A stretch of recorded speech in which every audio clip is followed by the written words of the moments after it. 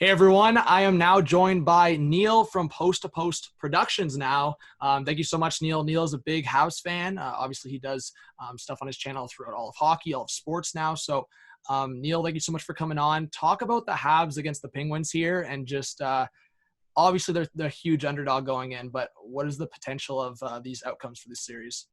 Well, first, thank you for having me on. I really appreciate it.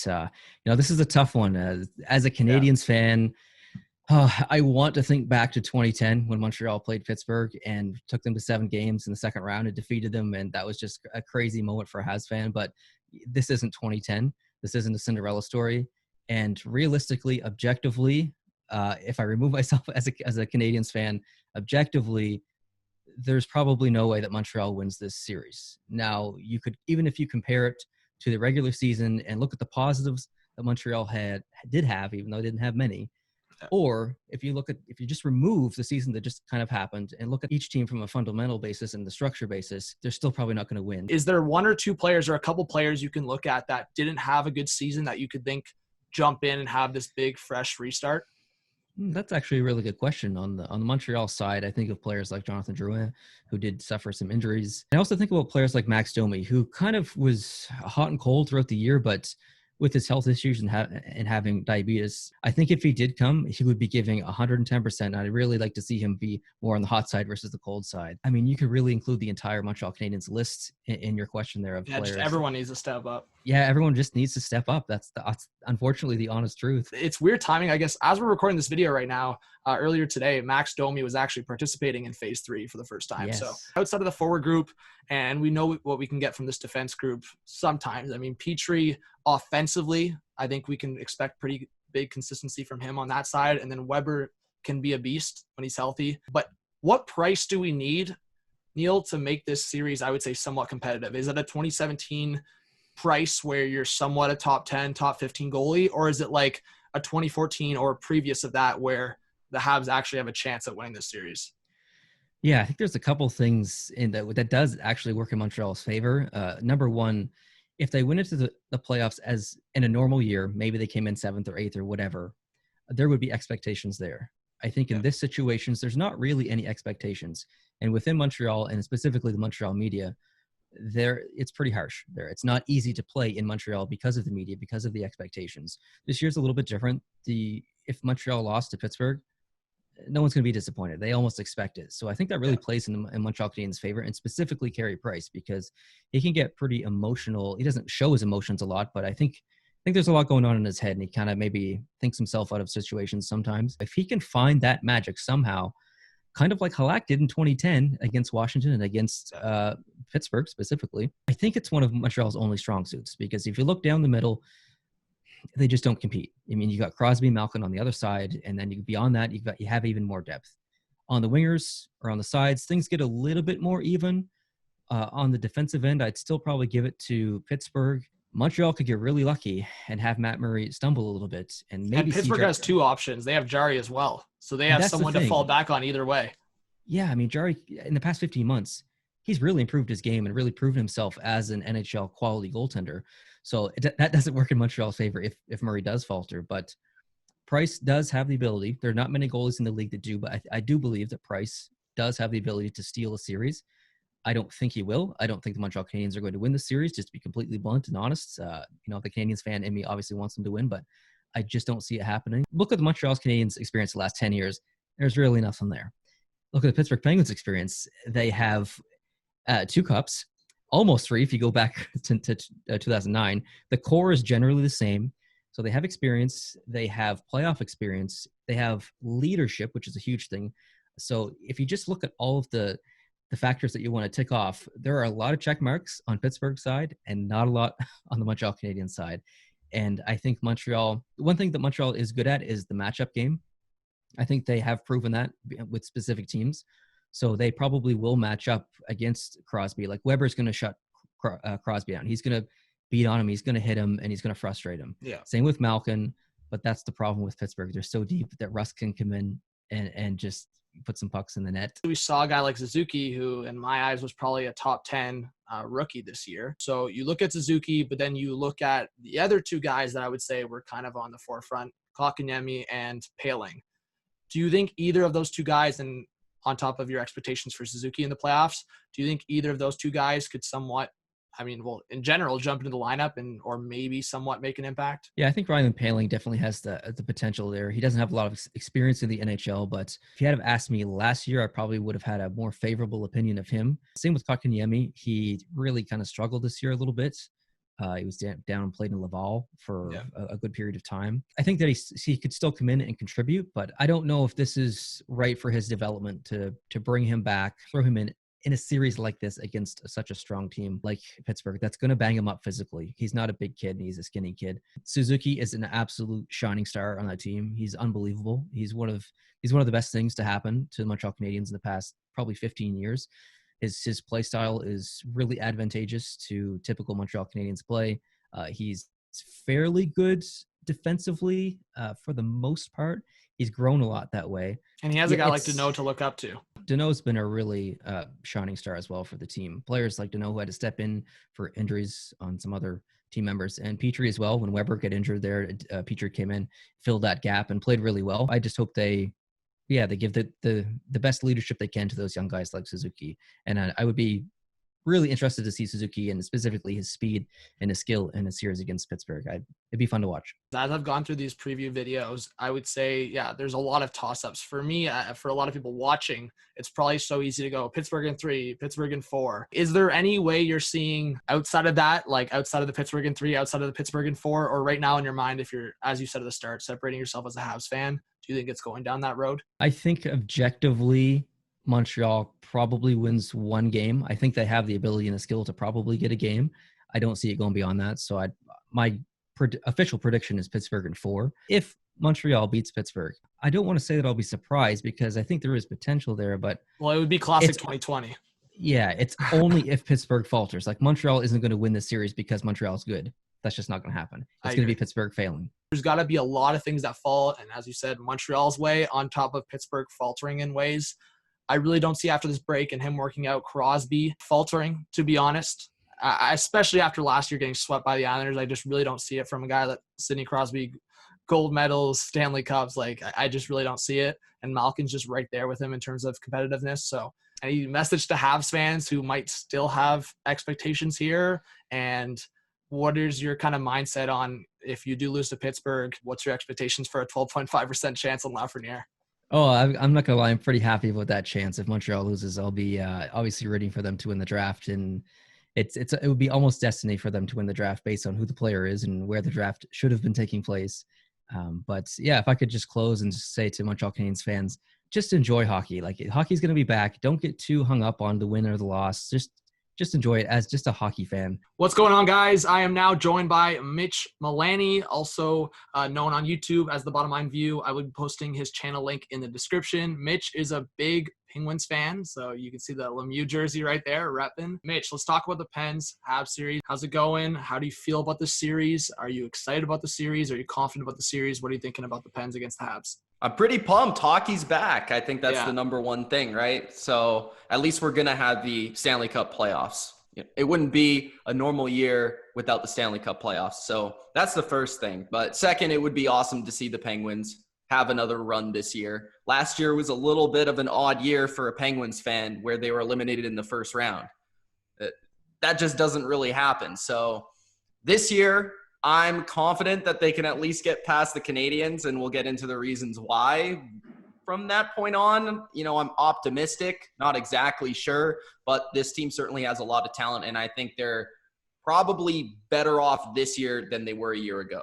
Yeah, and we talked about it like a few months ago. The Penguins should be one of the teams that most benefit from this break, more because their stars are older. A guy like Jake Gensel, who was on pace for a 40-goal season, he went down. He should be healthy and ready to go.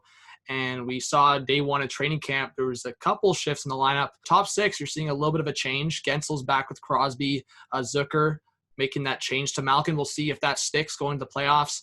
Do you like that top 6? Do you like the opportunity for Sheary to play with Crosby again? Because we all always know Crosby makes the players around him better. I think the top 6 is really where the strength lies in this team right now.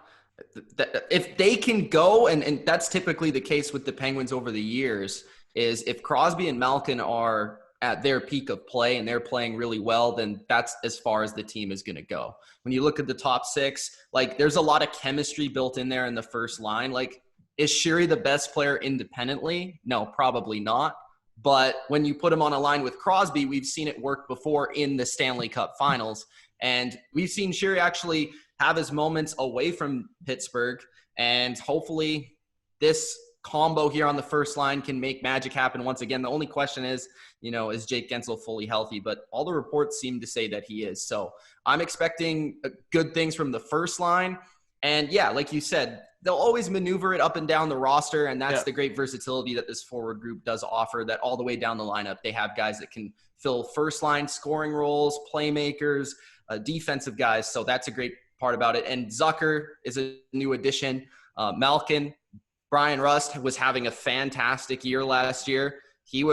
This year, I should say. He was just unreal for them. He was like a top 3 player in this group throughout the season. With Crosby being down, Guentzel being out, he stepped up, and hopefully he can continue that into the playoffs. But I think the X factor there is Malkin. Like, Crosby, all the attention is going to go to him, but especially in this first series, it's Malkin, because he's going to have the clear advantage over the second line of the Habs. And if that line can really go, I think they're going to score the majority of the goals for the Pens. Yeah, and the Canadiens have question marks as it is. Like, we don't know if Max Domi's going to play because of type 1 diabetes. We don't know what kind of version of Carey Price we're going to get. And like you said, I think for the Penguins, like, you had guys step up. You had a guy like Brian Rust step up. Jake Guentzel would have been on a crazy pace and crazy tear if he stayed healthy. And yeah, Crosby's been training this whole time. It looks like Malkin's been training this whole time. And then you have like secondary guys, Jared McCann, Patrick Hornquist, even your fourth line. Like, when you have a guy like Tanev, like Brandon Tanev, who I feel like ever since he signed with the Penguins, he's been great. And when you have a guy like that, Aston Reese, who's a great defensive forward, Teddy Bluger, who's always so underrated. So even the depth for the Pens, and then you bring in a guy like Patrick Marleau. Like, I like the depth. Talk a little bit about the goaltending situation, because that's been a big question mark for the Pens this year. Not in terms of, I would say, strength, because you had a guy like Tristan Jarry jump in and he was successful, but more in terms of the question mark of who's going to start in general.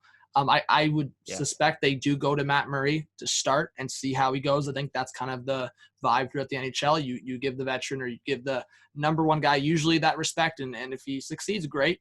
If not, Jarry goes game 2. But is that kind of what you're going with, or do you disagree and go Jarry? Like, how are you feeling about the goalie situation? It's kind of an interesting situation. It's almost like the same situation they had a couple seasons ago with Matt Murray and Marc-Andre Fleury. It's like similar situation where the younger guy is actually probably playing better. Like, from a game-to-game basis, Jarry has been the better goalie. But when you look at the experience and who gives you the confidence entering the playoffs, it might be Matt Murray. So, I mean, either way they go, I'm not in the building. Like, I'm not at practice. I'm not at the training camp. I can't tell you who's performing better in training camp. It might be as simple as that. Like, they're so even that whoever looks better in practice will be the guy that starts. And maybe that's the way they're going to go.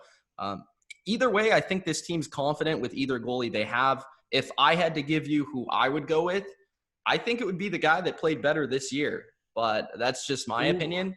I like Murray as well, so I'll be cool with either one. It almost, maybe they go to whoever's hot at the moment. Maybe Murray has a bad game and they put in Tristan or whatever. I don't know. We'll see. Do you have a player that could change the series? I think for a lot of people, they would say it really depends on how Carey Price plays. Do you have a different player, or do you have someone you could look at the Habs that could be an X factor that could maybe complicate things for the Penguins? You kind of brought it up a little bit, but Domi, like, is he going to play or not? Because that will be a game changer in itself. If he's playing, it changes the matchups on the ice.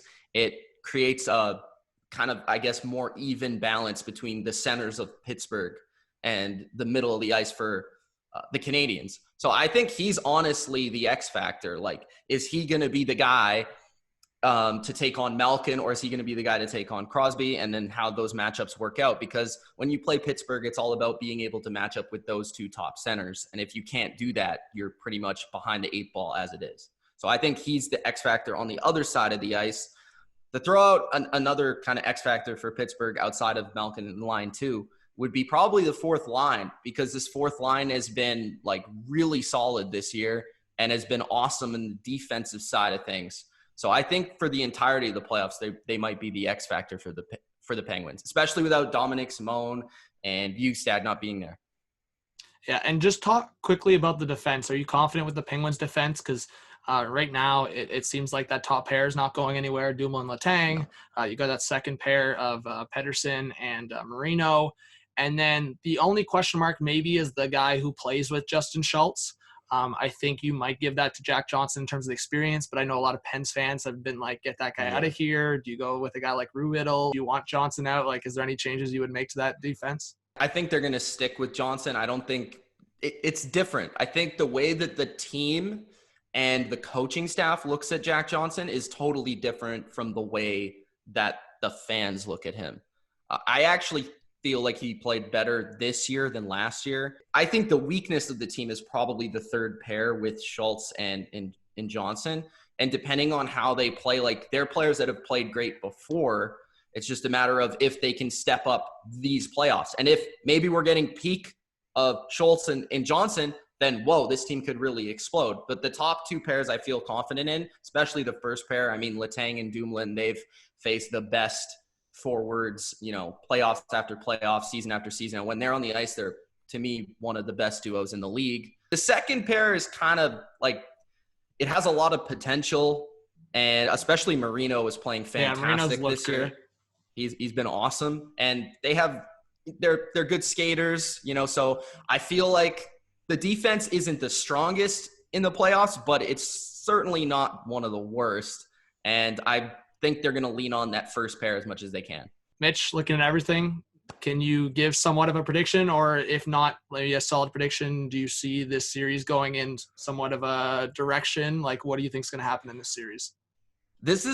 I think I might have said this to you before, or I might not have, but I've been saying it to people. Like, the Habs are one of the teams, even though I don't think when you look at their roster, they're one of the greatest, but because they have Carey Price, it's a series or a team that I wouldn't necessarily want to play because it's just the streaks that goalies can get on, especially one as good as Price. But, I mean, if I'm thinking the way that this team should play, I feel like they should be able to, if not sweep the Habs, they should probably only lose one game. That's probably my prediction. I think for Pens fans out there, you should be optimistic about this team. I think when you're looking at a team that could make a run in the East, and East is a tough conference this year, it's just like, this is a team that is built on the leadership of the players they have. I mean, is there a better leader in hockey than Sidney Crosby? I don't think so, right? So they have that. They have the experience.